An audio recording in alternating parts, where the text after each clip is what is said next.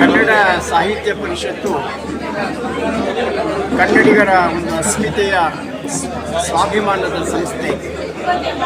ಸುಮಾರು 1 ಶತಮಾನಗಳ ಇತಿಹಾಸವುಳ್ಳಂತಹ ಈ ಕನ್ನಡ ಸಾಹಿತ್ಯ ಪರಿಷತ್ತಿನ ರಾಜ್ಯಾಧ್ಯಕ್ಷ ಸ್ಥಾನಕ್ಕೆ ನಾನು ಸ್ಪರ್ಧಿಸಬೇಕು ಅನ್ನುವ ನನ್ನ ಆತ್ಮೀಯ ಸಾಹಿತ್ಯ ಬಳಗದ ಮಿತ್ರರು, ಅಂತರಂಗದ ಗೆಳೆಯರು, ಸಮಾಜದ ವಿವಿಧ ಧಾರ್ಮಿಕ ಸಾಮಾಜಿಕ ಸಾಹಿತ್ಯ ಕ್ಷೇತ್ರದ ಪ್ರಮುಖರು ನನ್ನನ್ನು ಪ್ರೀತಿಯಿಂದ ತಟ್ಟಿದಾಗ ನಾನು ಈ ಬಾರಿ ನಡೆಯುವಂಥ ಕನ್ನಡ ಸಾಹಿತ್ಯ ಪರಿಷತ್ ರಾಜ್ಯಾಧ್ಯಕ್ಷ ಸ್ಥಾನಕ್ಕೆ ನಾನು ಸ್ಪರ್ಧಿಸ್ತಾ ಇದ್ದೇನೆ.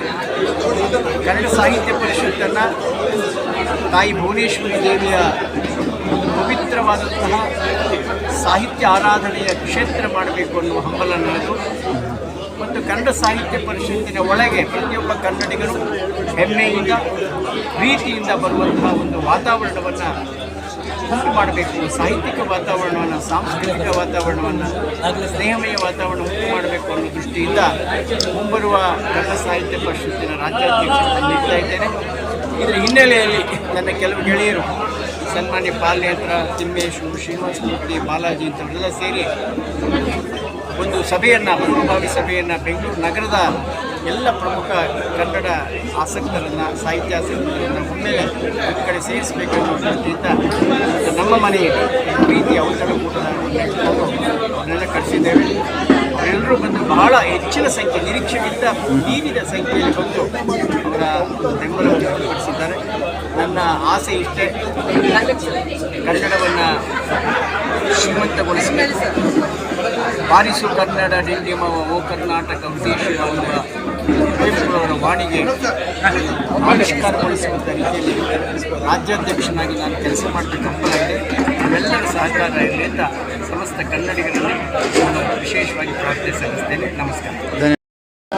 ಸರ್ಕಾರಿ ಅಧಿಕಾರಿಯಾಗಿ ಹಲವಾರು ಕನ್ನಡಗಳ ಕೆಲಸಗಳನ್ನ ಮಾಡ್ತಾ, ಕರ್ನಾಟಕದಲ್ಲಿ ಕನ್ನಡ ಸೇವೆಯನ್ನು ಮಾಡ್ತಾ, ಹಾಗೆ ಉನ್ನತ ಹುದ್ದೆಗಳು ಸಿಕ್ಕಿದಾಗ ಹೊರ ರಾಜ್ಯಕ್ಕೆ ಹೋಗಿ ಲಕ್ಷಾಂತರ ರೂಪಾಯಿ, ಕೋಟ್ಯಾಂತರ ರೂಪಾಯಿ ಸಂಪಾದನೆ ಮಾಡೋ ಅವಕಾಶವನ್ನು ಬಿಟ್ಟು ಇಲ್ಲಿ ಕರ್ನಾಟಕದಲ್ಲೇ ಉಳ್ಕೊಂಡು ಕನ್ನಡ ಸೇವೆಯನ್ನು ಮಾಡ್ತೇನೆ ನಾನು ಅಂತ ಹೇಳಿ ಕನ್ನಡ ಸೇವೆಯನ್ನು ಮಾಡ್ತಿರುವಂಥ, ಮತ್ತು ಹಲವಾರು ಕನ್ನಡ ಭವನಗಳಿಗೆ, ಕನ್ನಡ ಸಂಸ್ಕೃತಿ ಇಲಾಖೆಗೆ ಎಲ್ಲಕ್ಕೂ ಸರ್ಕಾರದಿಂದ ಬರುವಂಥ ಅನುದಾನಗಳನ್ನು, ಹೆಚ್ಚು ಅನುದಾನಗಳನ್ನು ಕೊಡಿಸ್ತಾ ಕೆಲಸವನ್ನು ಕನ್ನಡ ಸಾಹಿತ್ಯ ಪರಿಷತ್ ಅಧ್ಯಕ್ಷರಾಗಿ ಇಲ್ಲಿ ಏನು ವರ್ಷಕ್ಕೊಂದ್ಸಲ ಸಮ್ಮೇಳನವನ್ನು ಮಾಡ್ಕೊಂಡು ಅದಕ್ಕೆ ಸೀಮಿತ ಆಗಿರೋದನ್ನ, ಆ ತತ್ವ ಸಿದ್ಧಾಂತವನ್ನು ಬಿಟ್ಟಾಕಿ ಕನ್ನಡಕ್ಕೆ ಅನ್ಯಾಯ ನಡೆದಂತಾಗ ಮತ್ತು ಕನ್ನಡಿಗರಿಗೆ ಅನ್ಯಾಯವಾದಂತಾಗ ಬೀದಿಗಿಳಿದು ಹೋರಾಟ ಮಾಡುವಂಥ ಒಂದು ಕನ್ನಡ ಸಾಹಿತ್ಯ ಪರಿಷತ್ ಆಗಲಿ ಅಂತ ಈ ಮುಖಾಂತರ ಹೇಳ್ತೇನೆ.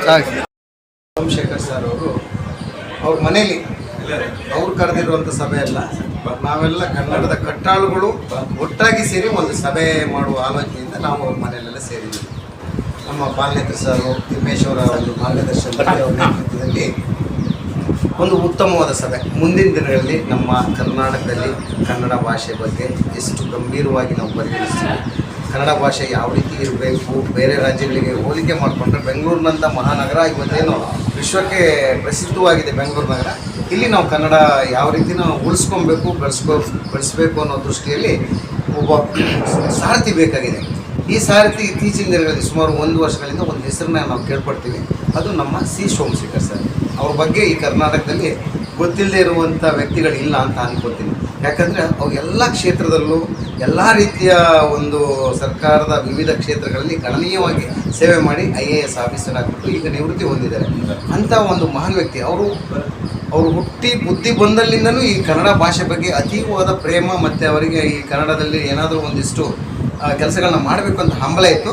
ದೇವರು ಆ ಕನ್ನಡಾಂಬೆ ತಾಯಿ ಇವತ್ತು, ಭುವನೇಶ್ವರಿ ತಾಯಿ ಇವತ್ತು ಅವರಿಗೆ ಆಶೀರ್ವಾದ ಈ ಸಂದರ್ಭದಲ್ಲಿ ಮಾಡ್ತಾ ಇದ್ದಾರೆ. ಇಂಥ ಸಂದರ್ಭದಲ್ಲಿ ನಾನು ಹೇಳೋದಿಷ್ಟೇ, ಇಂಥ ಒಂದು ಸಾರಥಿನ ನಾವೆಲ್ಲ ಒಟ್ಟಾಗಿ ಸೇರಿ, ನಮ್ಮ ಹಿರಿಯರಿದ್ದರಲ್ಲಿ ಈಗಷ್ಟೇ ಭಾಳಷ್ಟು ಮಾತಾಡಿದ್ರು, ಅವ್ರ ಮಾತು ಕೇಳಿ ನಮಗೆ ರೋಮಾಂಚನ ಆಯಿತು. ಆ ರೀತಿಯ ವ್ಯಕ್ತಿಗಳ ನಡುವೆ ನಾವು ಇವತ್ತು ಕನ್ನಡ ಕಟ್ಟುವಂಥ ಕೆಲಸಗಳನ್ನ ಮಾಡಬೇಕಾಗ್ತದೆ.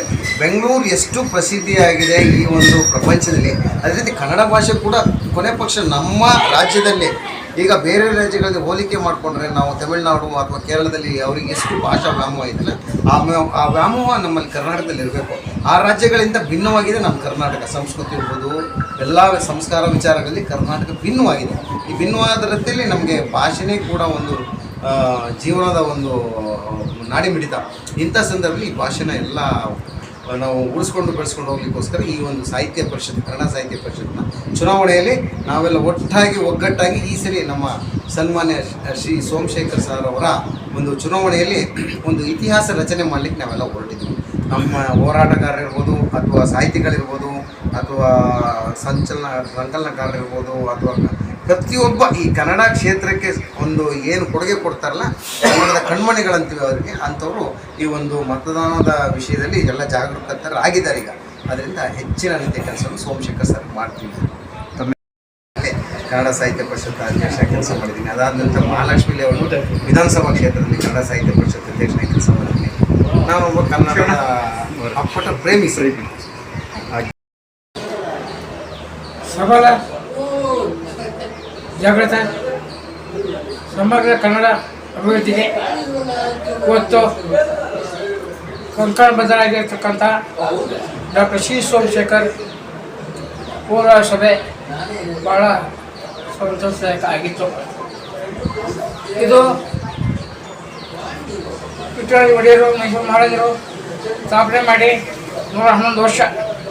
ಇಬ್ಬರು ಅಂದರೆ ಹಿಂದಿನ ಅಧ್ಯಕ್ಷರು 113 3 ಹಾಕಿಬಿಟ್ರು. ಇದು ಆಗಬಾರ್ದಾಗಿತ್ತು. ಕೋರ್ಟ್ಗೆ ಹೋಯಿತು. ಈ ಕಳಂಕ ತೊಳೆಯಲಿಕ್ಕೆ ಡಾಕ್ಟರ್ ಶ್ರೀ ಸೋಮಶೇಖರ್ ಸಮರ್ಥಿದ್ದಾರೆ. ಅವರ ಹೆಸರೇ ಒಂದು ಹೊಸತನವನ್ನು ತಂದುಕೊಡುತ್ತೆ.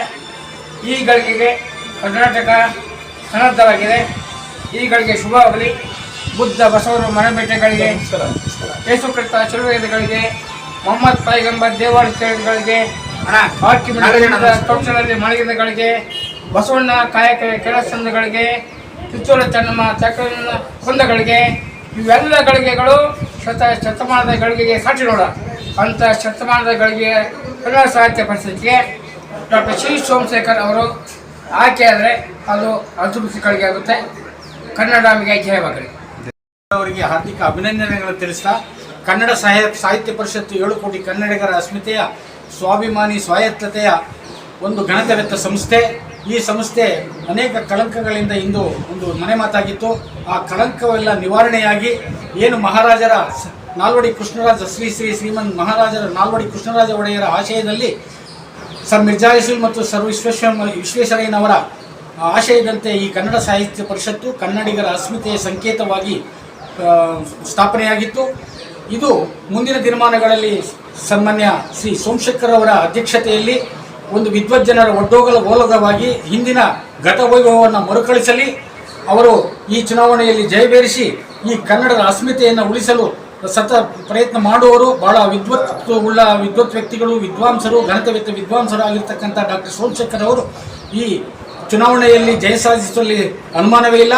ಹಾಗಾಗಿ ಮುಂದಿನ ದಿನಮಾನಗಳಲ್ಲಿ ಈ ಕನ್ನಡ ಸಾಹಿತ್ಯ ಪರಿಷತ್ತು ತನ್ನ ಅಸ್ಮಿತೆಯನ್ನು ಉಳಿಸಿಕೊಂಡು ಬಹಳ ಘಟ ವೈಭವವನ್ನು ಮರುಕಳಿಸಲಿ ಅಂತಕ್ಕಂಥ ಭಾವನೆಯನ್ನು ಹೇಳ್ತಾ ನನ್ನ ಆಶಯಗಳನ್ನು ವ್ಯಕ್ತಪಡಿಸ್ತೇನೆ. ಧನ್ಯವಾದ.